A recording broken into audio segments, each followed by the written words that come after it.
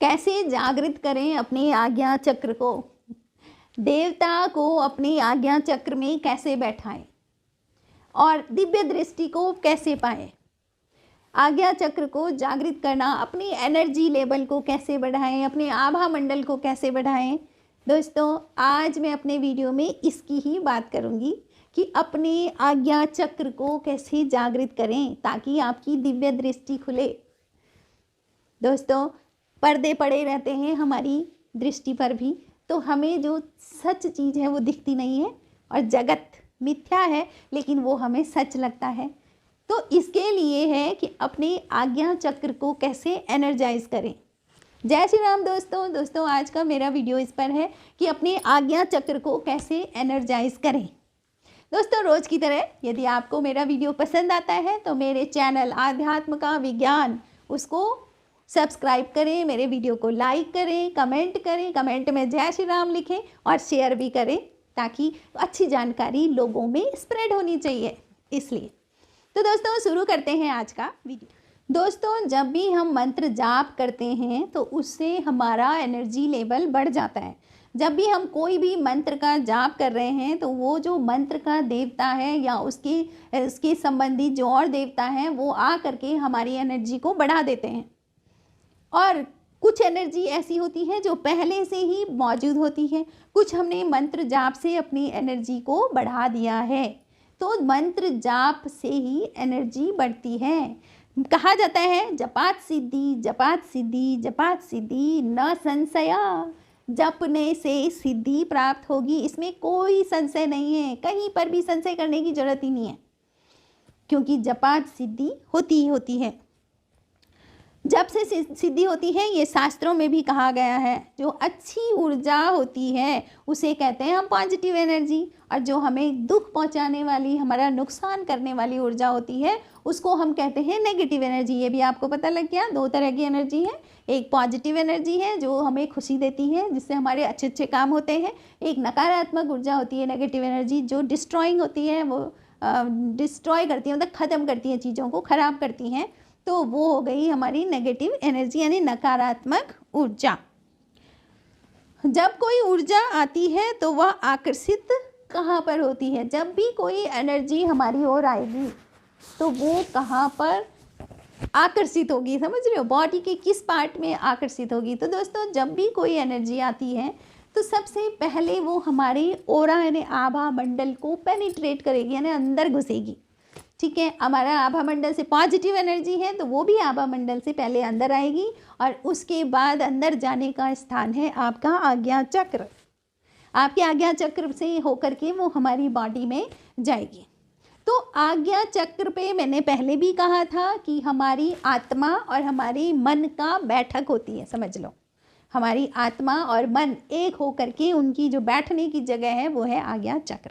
अगर आज्ञा चक्र में गंदी एनर्जी आ गई तो आपकी आत्मा का भी पतन होगा और मन आपका भटकेगा और उल्टे उल्टे काम करवाएगा आपसे। लेकिन अगर आपकी आज्ञा चक्र से एंटर एनर्जी पॉजिटिव होगी, सकारात्मक होगी, तो आपकी आत्मा का उत्थान होगा और आपके मन को एकाग्रता मिलेगी। क्योंकि जब मन की सिद्धि, मन आपके कंट्रोल में होगा तभी जाकर के आप अच्छे अच्छे काम कर सकते हो। मन भटकाता रहता है तो मन के हारे हार है और मन के जीते जीत। तो अगर आपकी आज्ञा चक्र में पॉजिटिव एनर्जी आ गई तो आपके मन की जीत होगी, समझ लो। ठीक है, इतना आपको समझ आ गया? तो दोस्तों, जब हम ध्यान करते हैं तो हमारे चक्रास एनर्जाइज होते हैं।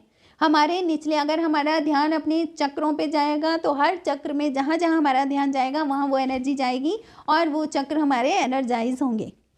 लेकिन एनर्जाइज होने के लिए हमारा ध्यान का स्तर होगा। आप कितना गहरा ध्यान कर सकते हो उस हिसाब की एनर्जी मिलेगी। तो ध्यान का स्तर होगा। इसीलिए ध्यान करते समय पहले हमें अपने आज्ञा चक्र पर स्थित होना है। जब भी हम ध्यान करेंगे तो अपने ध्यान को अपने आज्ञा चक्र पर ले जाना है। जब हम मंत्र जाप करते हैं तो ध्यान आज्ञा चक्र पर है तो ऊर्जा हमारे आज्ञा चक्र पर ही केंद्रित हो जाती है। हम मंत्र जाप कर रहे हैं और हमारा ध्यान हमारे आज्ञा चक्र पर है तो जो एनर्जी उस मंत्र जाप से उत्पन्न होगी वो एनर्जी हमारे आज्ञा चक्र पर ही जाएगी। आज्ञा चक्र का एनर्जाइज होने से पहला काम क्या होगा बताओ? आपका आत्मबल बढ़ेगा, आपकी आत्मा का बल बढ़ेगा, इसको बोलेंगे आत्मबल। तो आपका आत्मबल बढ़ेगा जिससे कि हमारा आभा मंडल और बढ़ेगा, ठीक है, और हमारा ओरा भी स्ट्रांग हो जाएगा, बड़ा हो जाएगा, ठीक है। तो आभा मंडल बढ़ेगा, जब हमारा आत्मबल बढ़ेगा तो आभा मंडल बढ़ेगा। और आत्मबल किससे बढ़ेगा? जब हमारा आज्ञा चक्र यानी कि ये जो यहाँ पर का चक्र है हमारा, ये जागृत होगा। आज्ञा चक्र जागृत होते ही हमारी दिव्य दृष्टि भी खुल जाएगी। दिव्य दृष्टि मतलब कुछ चीज़ें वो भी दिखने लगेंगी जो हमें पता ही नहीं लगता है ना। ये दिव्य दृष्टि, हम कहाँ पर सही कर रहे हैं, कहाँ पर गलत कर रहे हैं, कौन क्या सोच रहा है, क्या कर रहा है, इसको बोलेंगे दिव्य दृष्टि। तो उससे कि हमारी दिव्य दृष्टि भी खुल जाती है।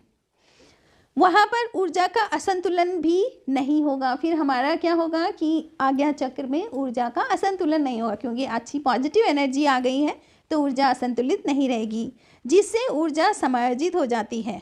ध्यान का मार्ग सरल नहीं है, इतना आसान भी नहीं है जो मैं ये बोल रही हूँ ध्यान करना, क्योंकि ध्यान भटकाने के लिए आपके पूर्व जन्मों के कर्मा भी तैयार रहते हैं बैठे हुए।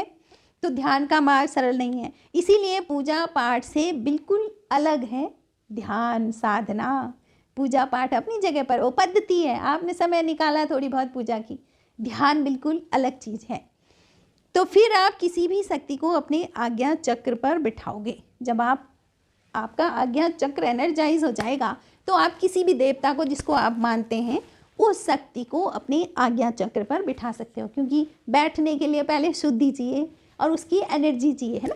तो आपने पहले आज्ञा चक्र की एनर्जी बढ़ाई और फिर आप किसी भी देवता को अपने आज्ञा चक्र में बिठा सकते हो। तो इस तरह से आप अपने आज्ञा चक्र को एनर्जाइज कर सकते हो। तो दोस्तों, रोज़ की तरह आपको वीडियो कैसे लगा आप कमेंट ज़रूर करें, और थैंक यू फॉर वॉचिंग।